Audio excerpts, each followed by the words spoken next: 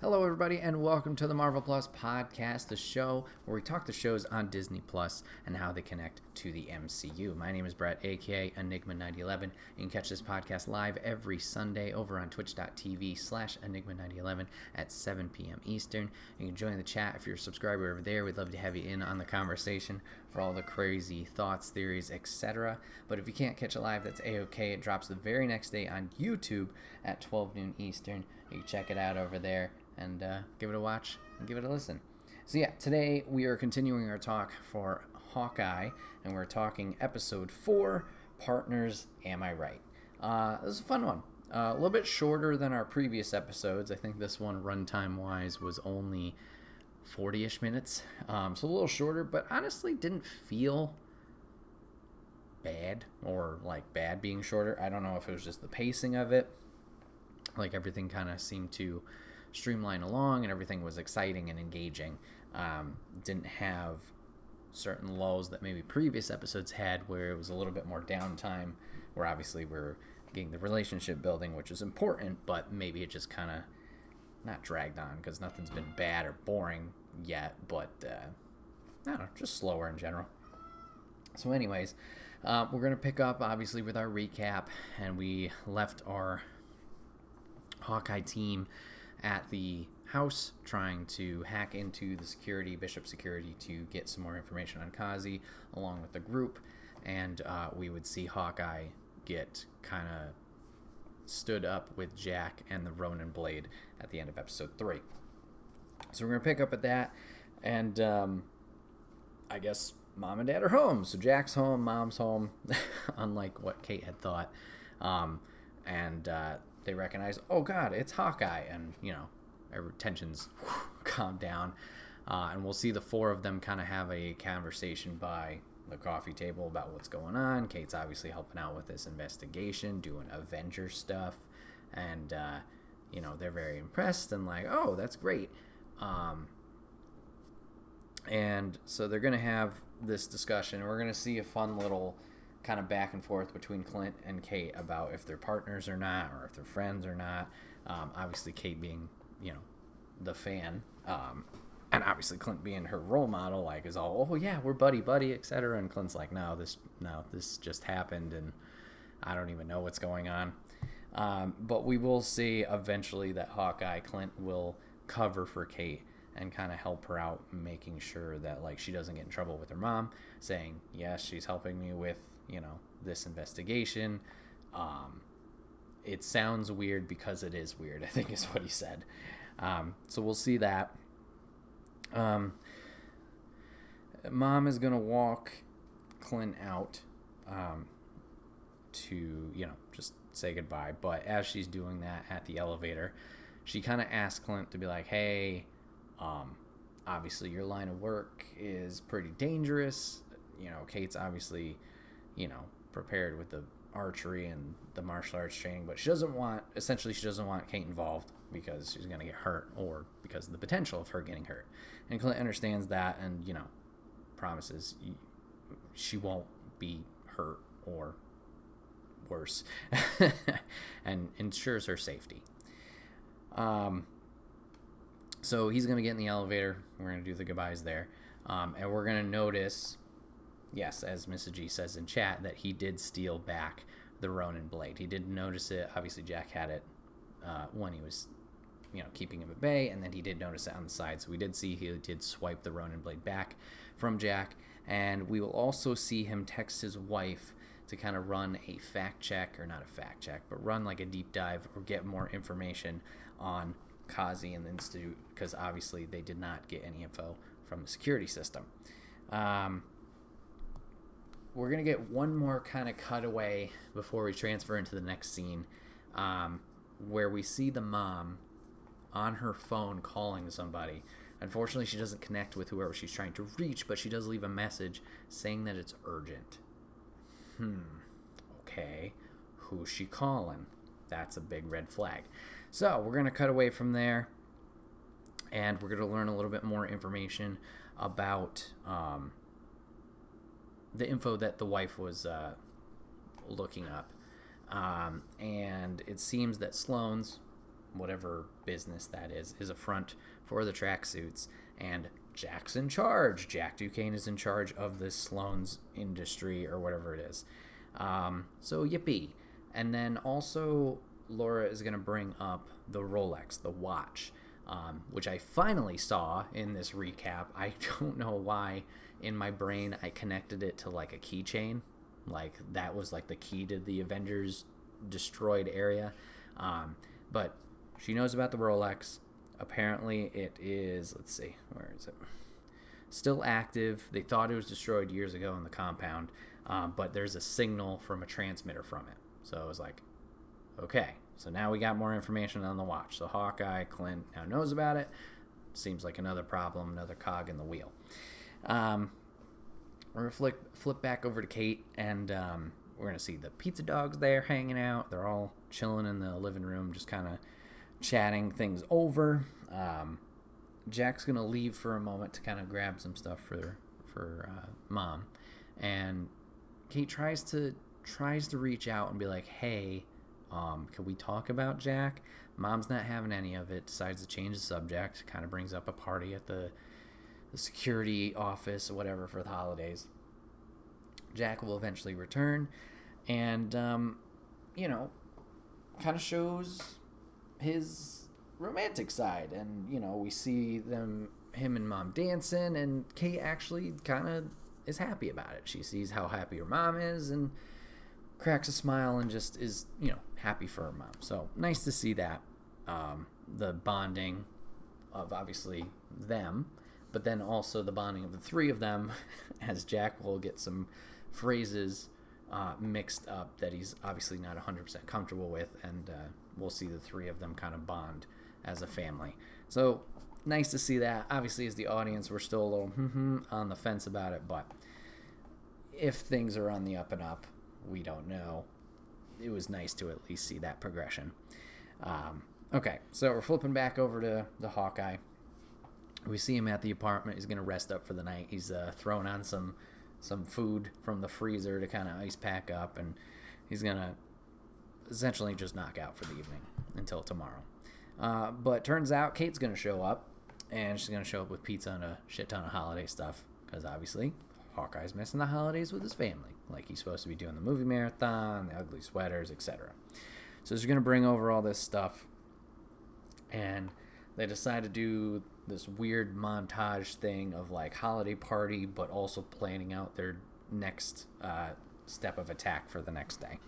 Turned out to be a fun montage. Obviously, we see some movies in the background. We see them planning their plan on the aunt's movie poster, but it turns out it's not dry erase, so she ruined the poster. They put up a Christmas tree in front of it to kind of avoid her from seeing it. They wear the ugly sweaters, and then Hawkeye's going to show or kind of talk about a cool trick that he can do, or tactic, while they're putting up the tree. We obviously know his skill with the bow and arrow and his accuracy. He has that ability with other things too, where he can be very accurate and precision, or use precision for different things. And he talks about how he can take this little ornament, essentially the size of a quarter, and apparently he can knock out somebody from, I don't remember what it was, 20 yards away or something like that. And Kate's like, no, you can't, prove it, blah, blah, you can't do that. And he, shakes it off, whatever, and she's egging him on. And instead of obviously knocking someone else out, he just flicks it, and it like ricochets and like turns the TV off, and we get a little bit more of a montage of him teaching her that trick, and eventually she'll get it down. So like I said, just a little bit more bonding. We see obviously the family bonding in the scene prior, and now we see them bonding with just this nice gesture of the holiday event and them figuring out their plan. We'll also get a couple little shout-out gimmicks here. We get a boomerang arrow gag. Why don't you make your trick arrows boomerang arrows? Because they come back. Well, yeah, you'd have to do some dodging for that, so that was a little fun moment. And then we also had, they were teasing, along with the tree, they were teasing about the Robin Hood famous arrow-destroying arrow shot. So hit one arrow into something, and then the arrow lines up and splits. Apparently Hawkeye's done it a bunch. Kate's tried it, but has had no luck. All right, so after our little montage, the two are going to have one final conversation before they, head off to bed and prep for the next day. Kate's trying to, bond with Clint a little bit more and asks what his best shot is. And he mentions his best shot was the one he didn't take. And we kind of get a little bit of a backstory of, his mission with Natasha, Black Widow. She was the target. He was supposed to hunt her down. He sensed something with her that she wanted out of her current situation. Didn't take his shot. Didn't follow through with the mission. And obviously turned to their relationship of being, best friends and, obviously where we get to, the emotional side of it. So we talk about that mission. And we also talk about his family bonds, they're very strong. And unfortunately, they were lost in the blip. And as an audience, obviously, we know the repercussions of that. But Kate's trying to pick his brain a little bit more, learn about him. So we know that family blipped out. He dealt with it his own way. And unfortunately, that was the Ronin way, where he decided, I'm going to keep doing what I'm doing and taking out these bad guys, but in a little bit harsher of way. So Kate now knows that was him, that Ronin and Clint are one and the same. She tries to, say to him, no, that was a lot to deal with. We all make mistakes, etc., etc. And Clint's not having any of it. He knows what he's done. He's always hurt people. And he's just a weapon aimed at by the right people at the right targets. So we leave it at that. Unfortunately, he's tense. He thanks her once again for the holiday event, and they kind of call it for the night leading into the next day. As he's falling asleep, we will get a little bit of a flashback through him, because obviously he just had this conversation, so it's fresh on his mind. We'll see a flashback to the blip, to the Ronin moment, and to Widow sacrificing herself. We're on to the next morning. Here's the plan. Hawkeye's going to go chat with Kazi, see if he can kind of talk him down, see if he can get more information about Maya, and try and, not gloss over, but level out that situation over there. Meanwhile, Kate's objective is to track down some of his arrows, the trick arrows that are locked up, I guess, in the NYPD. So she's going to go talk to our LARPer friends that we saw in episode 2. So Kate goes to them, talks it out, talks to the officer. They're willing to help, but they have to get something in return. Okay, question mark. We have no idea what that's about. We're going to flip back over to Clint. He's interrogating Kazi in his truck, and he has taken away his weapons, his gun, his knife, and there was apparently a box cutter under his seat. Hawkeye's gotten all of that stuff, so no danger here. And Hawkeye just kind of makes it simple. Hey, I know what's going on. Maya is going to end up either hurting herself or dying because of her, determination to hunt Ronin down and avenge her father. You need to try and calm her down, get her off of this. I just don't want anybody else to die. No one else has to die. Tries to explain this. Kazi's kind of 50-50. He understands. We saw that in the last episode, how he's trying to talk Maya down. But, he's confused as to why he's helping the evil organization, like Hawkeye is, or, letting the underground shady shit go. So, whatever. This is apparently the last warning. Clint will leave, chuck Kazi's gun somewhere away from him, and we'll end with that. Once again, we're going to cut back to Kate, and now we got a party going on in the apartment. Apparently not all of them, but a lot of the LARPers came over to the apartment to hang out. They're showing off their gear to Kate and stuff like that, while the officer is going to retrieve the trick arrows. Hawkeye's going to walk in on this and be confused, as we all should be. And we kind of figure out what the deal is that they have set aside. So, for the trick arrows, Kate is now going to get them all new material, plus a little extra for the woman to make new costumes for them, for their, role-playing.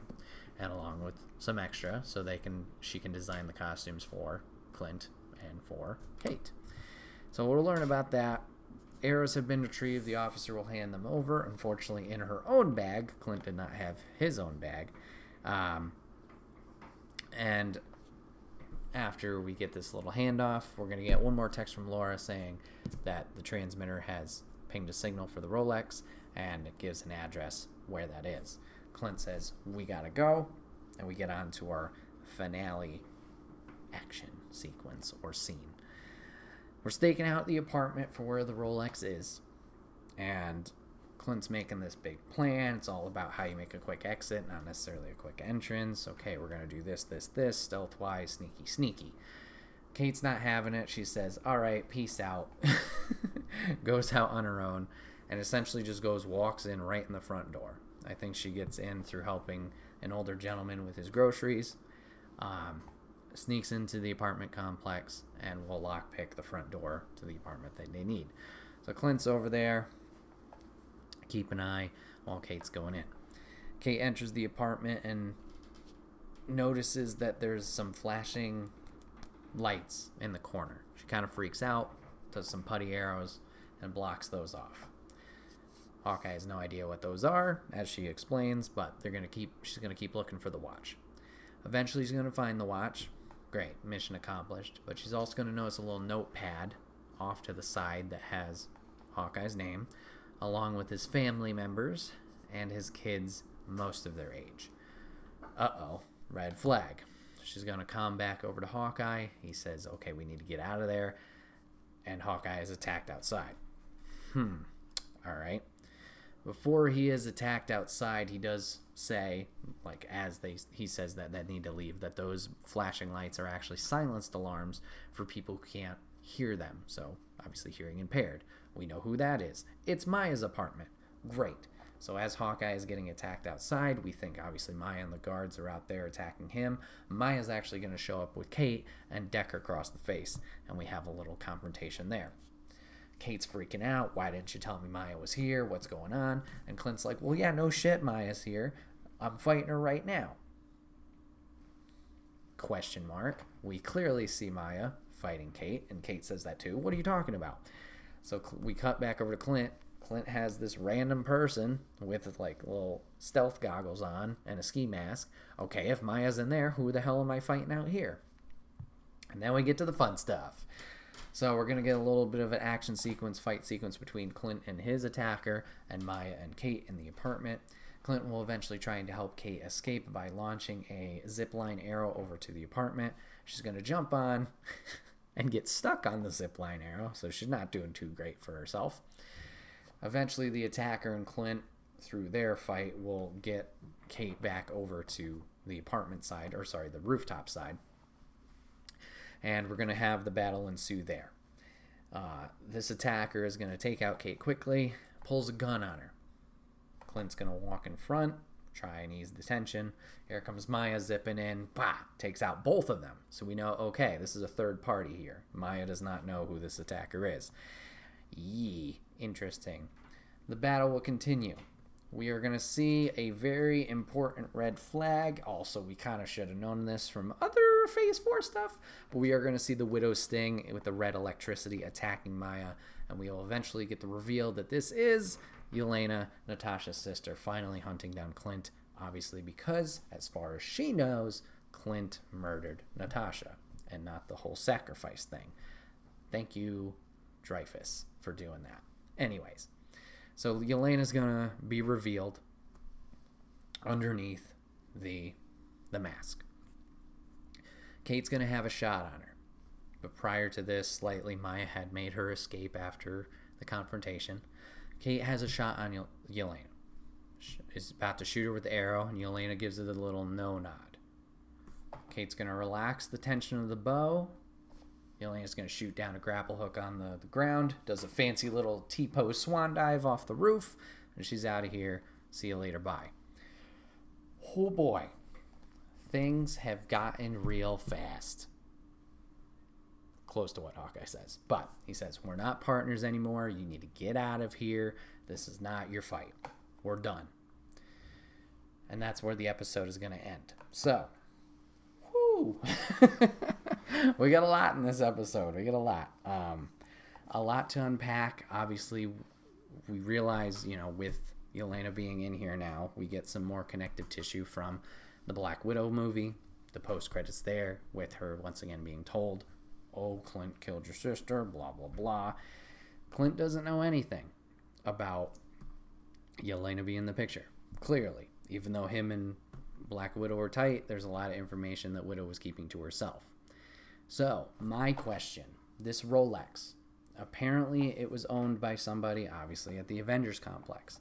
And their identity is tied to this Rolex, this watch, as stated by, I don't remember, Laura or Clint. Is this just simply Black Widow's watch? Or is this someone else's? Widow makes the most sense just because of all the fucking, the connections in this series. And, like, she's the only one with a super secret identity, I guess. But when did we... I don't think we ever really showed her wearing a Rolex or anything like that. Mrs. G in the chat is right. Yes, Maya was wounded with an arrow directly to the shoulder before she made her escape when Kate had to climb back up to the rooftop to get into the fight. So yeah, it's weird. Like, why would she put her identity information in a watch? Like, is this just tied into her family so she could eventually find her dad again, or her parents again, and the sister? Because that's another thing with, like, timelines and everything. Like, the Black Widow movie came out obviously post Endgame, post her sacrifice, but took place, oh crap, was it after Civil War or was it after Infinity War? Fuck, I don't remember, but I'll have to look that up. But yeah, we'll have to. So, like, did she keep that just for herself, once again, like I said, to re-find her family, or have that? But then also Mrs. G bringing up a very interesting thought in the chat. Is it Fury's watch? Which, interesting, because he obviously is another character that has a lot hidden and not known about him. The only reason I'm going to say no to that is because this was at the Avengers complex. I don't think Fury was ever at the Avengers complex. I think he was just doing his own thing with S.H.I.E.L.D. And then obviously S.H.I.E.L.D. broke down in Winter Soldier and they all went into hiding. And, like, we only see him in very specific, like, spurts, or, like, just shows up like, hey, like, obviously Iron Man's funeral. So I don't know if he would have either A, anything at the complex, or B, if he would leave something out like that for himself. Like, Fury seems like the guy who has so many locked doors to anything crucial that, like, even if you're his best friend, there's still 10 locked doors past that. I don't know. Like, man, it's interesting. It's interesting to see who this watch is. Like I said, the most obvious or direct choice would be Widow, because then it could maybe, I don't know if that would gloss anything over with Yelena and with Clint, besides just, word for word, whose word means more, of the watch, because then it's another question of, like, was Yelena there for Clint, or was Yelena there for the watch? I assume it's for Clint, but obviously that's a very important aspect if it has to tie in with Widow as well. Yikes. We'll have to see. Let's see. Looking back on the plot of Black Widow's film. Okay, this is after Civil War, so this is before Infinity, which actually makes sense because she did dye her hair. We saw the process of that. Obviously going into Infinity War when she's randomly blonde. So, yeah, maybe that's just something she had for a keepsake for herself to find them. But then, I don't know. A lot of questions about that watch. A lot of questions still. So, yeah, we have, obviously, these 4 episodes. Still no post-credits. So, I don't know what's going on there. We have a lot of characters in play here, similar to other series that obviously we have tackled so far on Marvel Plus and Disney Plus. So we have the Hawkeye team. Yeah. Team Hawkeye. We have Maya and Kazi. We have the uncle of Maya, aka potentially Kingpin. We have Jack and his money laundering. We have also Mom randomly calling somebody. Now, my thought is Mom's calling Kingpin or the uncle. Whatever connection there. Chat mentioned earlier Mom's the evil one. Potentially. That would be quite a cog in the machine to, I don't keep saying that. Something thrown. It'd be something like, whew, really would strike a nerve, especially with Kate. Duh. Because we obviously saw in this episode, when Kate wanted to talk about Jack, Mom pushed it off.